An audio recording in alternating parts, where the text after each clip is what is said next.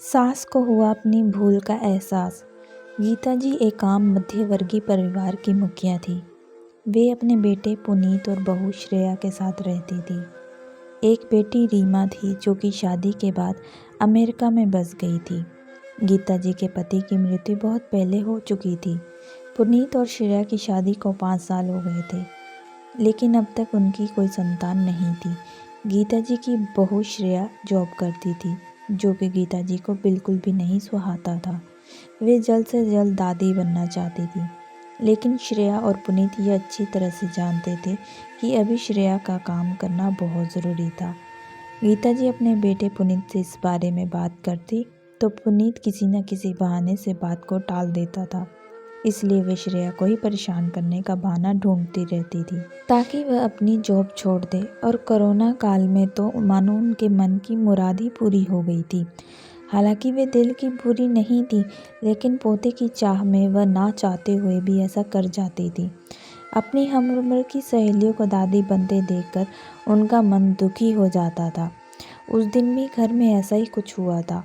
Office में काम की वजह से श्रेया देर तक सोती रही और गीता जी को अच्छा खासा मौका मिल गया। ये क्या बहू, अभी तक सो रही हो? पता है सुबह के 10 बज गए हैं। पुनीत भी बेचारा कब से उठकर ऑफिस के काम पर लग गया है और तुम हो कि अभी तक सोई पड़ी हो। चलो अब उठकर सबके लिए चाय नाश्ता बना लो। मुझसे कुछ हो नहीं पाता है, वरना मैं तो तुम्हारे भरोसे कभी ना रहती, खुद ही सब कुछ कर लेती। सॉरी माँ जी, देर रात तक काम चलता रहा, इसलिए सुबह सुबह ही सो पाई थी, इसलिए समय का पता नहीं चला। आप चलिए, मैं अभी जल्दी से आती हूँ। हाँ हाँ ठीक है, मेरा कुछ नहीं, पर पुनीत को देख लो, उसे कुछ चाहिए तो नहीं? कब से उठा है बेचारा। हे भगवान, मुझे जल्दी से ठीक कर दे ताकि मैं ही अपने बेटे का ध्यान रख सकूं, गीता जी ने नौटंकी अंदाज में कहा। गीता जी ने अपनी बहू श्रेया को उठाते हुए कहा। श्रेया ने घड़ी देखी तो वाकई 10 बज गए थे। आज उसकी आंख कैसे नहीं खुली। वह जल्दी जल्दी अपना काम निपटा कर हॉल में आई तो पुनीत ऑफिस का काम कर रहा था। उसके किचन जाकर चाय नाश्ता बनाया और फिर रात के बर्तन साफ किए और झाड़ू पोछा करके नहाने चली गई। दरअसल कोरोना वायरस की बढ़ती बीमारी की वजह से शहर में पूरी तरह लॉकडाउन किया गया था, इसलिए काम वाली बाई भी नहीं आ रही थी। श्रेया खुद एक इंटरनेशनल कंपनी में काम करती थी।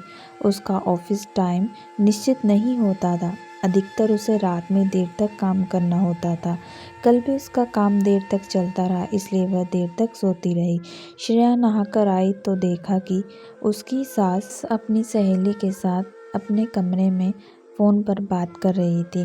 बातचीत में अपना नाम सुनकर श्रेया सास की बात सुनने लग गई। अरे शारदा, तुम भी अपनी बहू को ज़्यादा सर पर मत बिठा कर रखना। बहू को ज़्यादा उड़ने दोगी तो कल को अपनी नौकरी के चक्कर में वह तुम्हें घर की नौकरानी बनाकर छोड़ेगी। मैं तो भाई शुरू से ही श्रेया की नौकरी करने के खिलाफ थी। अब करे नौकरी शौक से और साथ साथ में घर का काम भी करे। मैं तो बदन दर्द का बहाना बनाकर बैठ जाती हूँ, नहीं तो सारे काम का बोझ मेरे सिर पर आ गिरता है।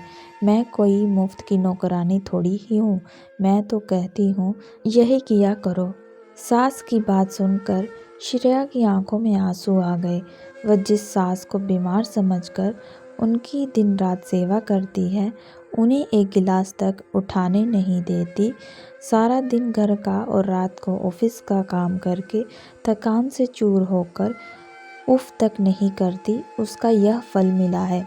उसे माना वे नौकरी के खिलाफ है, मगर यदि घर की किश्त नहीं होती तो वह कभी भी नौकरी नहीं करती। पुनीत का बोझ कम करने के लिए ही तो वह नौकरी कर रही थी।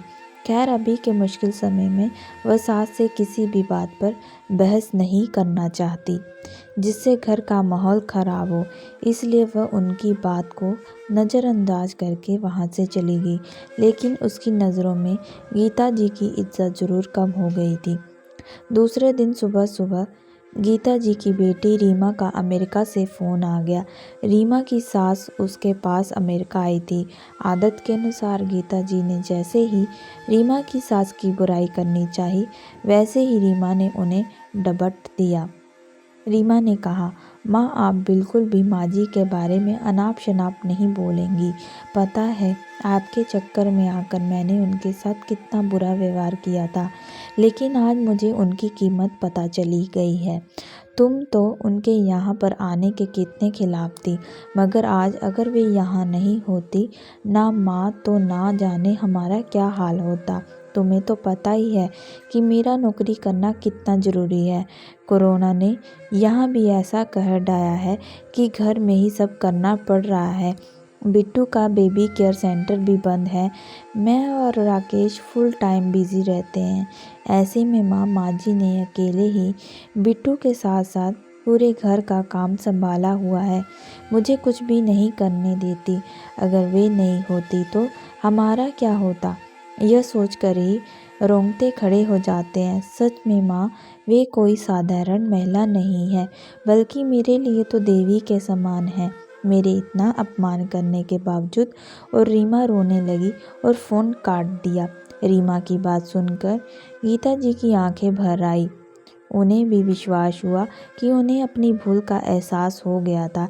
श्रेया तो वाकई उनका कितना ख्याल रखती है। उनकी कड़वी से कड़वी बात का भी बुरा नहीं मानती है, उन्हें जवाब भी नहीं देती है। वाकई अभी का समय तो एक दूसरे को हौसला देने का है, सारे गिले शिकवे भुलाकर एक दूसरे की मदद करने का है। तो फिर वे स्वार्थ में कैसे अंधी हो गई थी, इतना कैसे गिर गई थी कि ऐसे मुश्किल समय में अपने ही परिवार की सहायता नहीं कर सकती। उन्होंने उसी समय श्रेया को बुलाकर उसके सिर पर प्यार से हाथ फेरते हुए कहा, श्रेया, आज से घर के कामों की आधी जिम्मेदारी मेरी रहेगी। मैंने आज तक तुम्हें जो भी कहा और किया उसके लिए सॉरी। चलो अब तुम जाकर आराम करो, खाना मैं बना लूँगी। इधर सास का बदला हुआ रूप देखकर श्रेया की आंखों में खुशी के आंसू आ गए और अपनी सास के प्रति उसके मन में फिर से पहले वाला सम्मान वापस आ गया था। शायद हमारे जीवन में मुश्किल समय आता ही इसलिए है कि हम एक दूसरे की अहमियत का पता चले। अपनी गलतियों का एहसास होने और आगे बढ़कर माफ़ी मांगने से वाकई इंसान छोटा नहीं बल्कि बहुत बड़ा हो जाता है। दोस्तों, मैं आशा करती हूँ कि आप लोगों को ये कहानी ज़रूर पसंद आएगी। अगर आप लोगों को ये कहानी पसंद आई है सो प्लीज़ हमारे चैनल को लाइक एंड सब्सक्राइब ज़रूर कर दीजिएगा एंड बेल आइकन का बटन ज़रूर दबाइएगा, ताकि ऐसी और इंटरेस्टिंग सी कहानी हम लोग आप लोग साथ में शेयर करते रहें। मिलते हैं नेक्स्ट वीडियो में। So keep watching and bye.